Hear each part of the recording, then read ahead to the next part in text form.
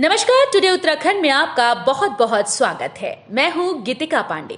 हमारे प्यारे राज्य उत्तराखंड से जुड़ी हुई खबरों को जानने के लिए टुडे उत्तराखंड को सब्सक्राइब करें और उत्तराखंड के किस जिले से ये वीडियो देख रहे हैं कमेंट बॉक्स में हमें जरूर बताएं।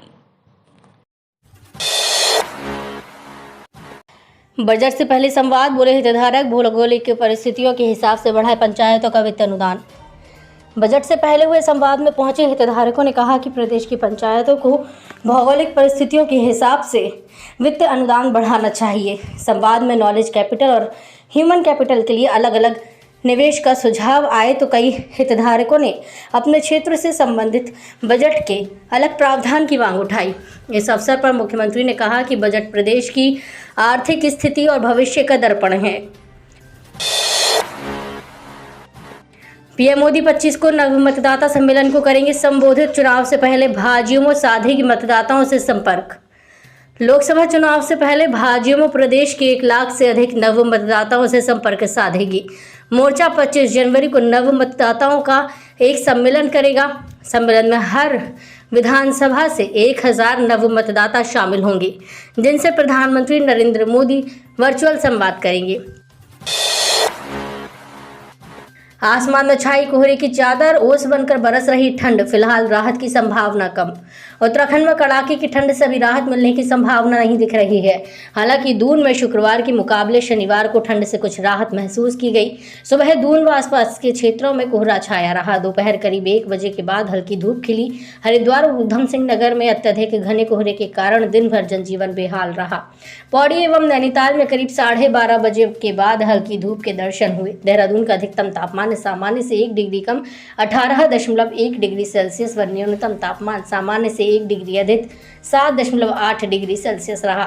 उधम सिंह नगर में अधिकतम तापमान सामान्य से 3 डिग्री कम 17.4 व न्यूनतम तापमान सामान्य से 3 डिग्री अधिक 8.8 डिग्री सेल्सियस रिकॉर्ड किया गया। बच्चों के अनुरोध पर मुख्यमंत्री धामी ने लिया ये बड़ा फैसला। माता सीता से है नाता। अयोध्या में श्री राम मंदिर प्राण प्रतिष्ठा के ऐतिहासिक अवसर पर धामी सरकार ने एक बड़ा फैसला किया है। उत्तराखंड के कुमाऊं स्थित पवलगढ़ कंजर्वेशन रिजर्व का नाम बदलकर सीतावनी कंजर्वेशन रिजर्व कर दिया है। रामनगर और आसपास के छोटे बच्चों ने पत्र लिखकर मुख्यमंत्री धामी से नाम बदलने का अनुरोध किया था। उनके आदेश पर प्रमुख सचिव वन RK सुधांशु ने इस संबंध में शासनादेश कर दिया है। सीतावनी कंजर्वेशन रिजर्व में माता सीता का पौराणिक मंदिर और महर्षि वाल्मीकि का आश्रम है। इसकी देखरेख भारतीय पुरातत्व विभाग करता है। यहाँ जाने की अनुमति वन विभाग देता है। हरबटपुर कालसी से बड़कोट बैंड तक अब बनेगा डबल लेन। केंद्र सरकार से मिली मंजूरी। लंबे समय से विचाराधीन हरबटपुर कालसी से बड़कोट बैंड तक का मार्ग अब डबल लेन हो सकेगा। केंद्र सरकार ने राज्य सरकार के इस प्रस्ताव को मंजूरी दे दी है। मुख्यमंत्री पुष्कर सिंह धामी ने केंद्रीय स्वीकृति मिलने की ये जानकारी सोशल मीडिया पर साझा की। उन्होंने प्रधानमंत्री नरेंद्र मोदी व केंद्रीय सड़क एवं परिवहन मंत्री नितिन गडकरी का आभार जताया। सीएम ने कहा, प्रधानमंत्री के कुशल नेतृत्व में उत्तराखंड में सड़क निर्माण के क्षेत्र में अभूतपूर्व कार्य किए जा रहे हैं। प्रदेश में कनेक्टिविटी के बेहतर होने से राज्य में विकास की रफ्तार को भी नई गति मिल रही है। एक विषय के 2 शिक्षक, अब दुविधा में शिक्षा विभाग, किसे दिया जाए वेतन। शिक्षा विभाग में कई शिक्षक तबादला एक्ट ताक पर रखकर अब स्थानांतरित विद्यालय के लिए कार्यमुक्त नहीं हुए।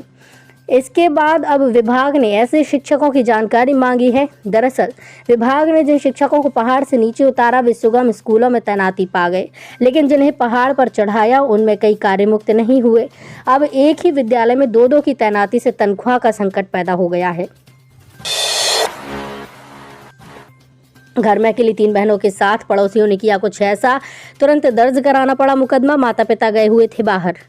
घर में अकेली 3 बहनों के साथ पड़ोसियों ने घर में घुसकर मारपीट कर दी। इसमें एक बहन बुरी तरह घायल हो गई। पुलिस ने भाई बहन समेत 3 आरोपितों के खिलाफ मुकदमा दर्ज किया। लक्सर कोतवाली क्षेत्र के मोहम्मदपुर कुन्हारी गांव निवासी चांद मीना ने पुलिस को दी तहरीर में बताया कि 16 जनवरी को उसके माता पिता घर से बाहर गए हुए थे। घर पर वो और उसकी बहन बुलबुल और खुशबू अकेले थे। भूमि ट्रांसफर अधिग्रहण की मंजूरी न मिलने से अटका 15 राष्ट्रीय राजमार्गों का सुधार, मंजूरी में देरी। प्रदेश में राष्ट्रीय राजमार्गों के चौड़ीकरण और सुधारीकरण योजना के 10,106 करोड़ 18 में से 15 प्रस्ताव वनीय स्वीकृति न मिलने से अटके हैं। 3 पर वन स्वीकृति प्राप्त हो गई है। बाकी प्रस्तावों के लिए वन भूमि ट्रांसफर होनी है और कुछ प्रस्तावों में वन भूमि का अधिग्रहण का मामला है। यहाँ बसने लगा पक्षियों का संसार। 141 प्रजातियों के 5250 पक्षी पहुंचे बैराज। प्रमुख वन संरक्षक उत्तराखंड एवं अध्यक्ष जैव विविधता बोर्ड उत्तराखंड धनंजय मोहन के नेतृत्व में 12 सदस्यीय टीम ने आसन कंजर्वेशन रिजर्व पार्क में प्रवासी पक्षियों की गणना की। पार्क में अब तक कुल विभिन्न प्रजातियों के 5250 प्रवासी पक्षी पहुंच चुके हैं। इनमें सबसे अधिक संख्या करीब 954 यूरेशियन कूट की पाई गई। प्रदेश की होम स्टे की बुकिंग के लिए पोर्टल लॉन्च करेगा टूरिज्म बोर्ड। विदेशी पर्यटक भी आएंगे। प्रदेश में इस वक्त 5000 से ज़्यादा होम स्टे पंजीकृत है। प्रत्येक होम स्टे का नाम, पता, फ़ोन नंबर आदि की सूचना पर्यटन विभाग की वेबसाइट पर उपलब्ध है। अभी तक इन होम स्टे की बुकिंग की कोई केंद्रीकृत व्यवस्था नहीं थी। मसूरी में पुलिस की मुठभेड़। होटल में छुपे बदमाश ने बाहर निकलते ही दरोगा को पेट में मारी गोली। मसूरी में पुलिस की बदमाश से मुठभेड़ हो गई। इस मुठभेड़ में एक दरोगा को पेट में गोली लगी। मामला रायपुर क्षेत्र के तानिया नाम की घायल मिली महिला से संबंधित है। पुलिस ने देर रात महिला को गोली मारने के आरोपी उसके पति शुभम को ट्रैक किया था। एक होटल के बाहर देखते ही आरोपी ने दरोगा मिथुन कुमार पर गोली चला दी। पुलिस ने भी जवाबी कार्रवाई में आरोपी को पैर में गोली मारी। दरोगा मैक्स अस्पताल में भर्ती है। 96 सहायक लेखाकारों के हाथ में आई नौकरी। सीएम आवास में दिए नियुक्ति पत्र।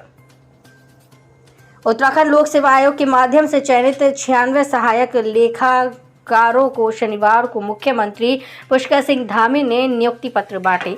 इस मौके पर सीएम धामी ने उन्हें ईमानदारी, कर्तव्य निष्ठा का पाठ पढ़ाया। मुख्यमंत्री ने सीएम आवास में आयोग के माध्यम से चयनित वन विभाग के 88 और उच्च शिक्षा विभाग के 8 सहायक लेखाकारों को नियुक्ति पत्र प्रदान किए। फिलहाल नहीं चलेगा जोशीमठ औली रोपवे, बदले जाएंगे सभी टावर। पर्यटन कारोबारी परेशान।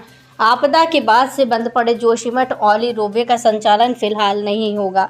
रोपवे के सभी टावरों को बदला जाना है, जिसमें लंबा समय लग जाएगा। तकनीकी टीम की रिपोर्ट आने के बाद रोपवे संचालन को लगाई जा रही अटकलों को भी विराम लग गया है। एशिया के सबसे बड़े रोपवे में शुमार जोशीमठ औली रोपवे का संचालन भू धंसाव के समय जनवरी 2023 में बंद कर दिया गया था। अटकलें लगाई जा रही थी कि नगर में भू धंसाव की स्थिति सामान्य होने पर अब रोपवे का संचालन शुरू कर दिया जाएगा, लेकिन तकनीकी टीम के सर्वे में रोपवे के कई टावरों के क्षतिग्रस्त होने की बात कही गई। तो ये थी हमारे प्यारे राज्य उत्तराखंड से जुड़ी हुई कुछ खास और अहम खबरें। इसी तरह की लेटेस्ट अपडेट पाने के लिए अभी सब्सक्राइब करें टुडे उत्तराखंड चैनल को। धन्यवाद।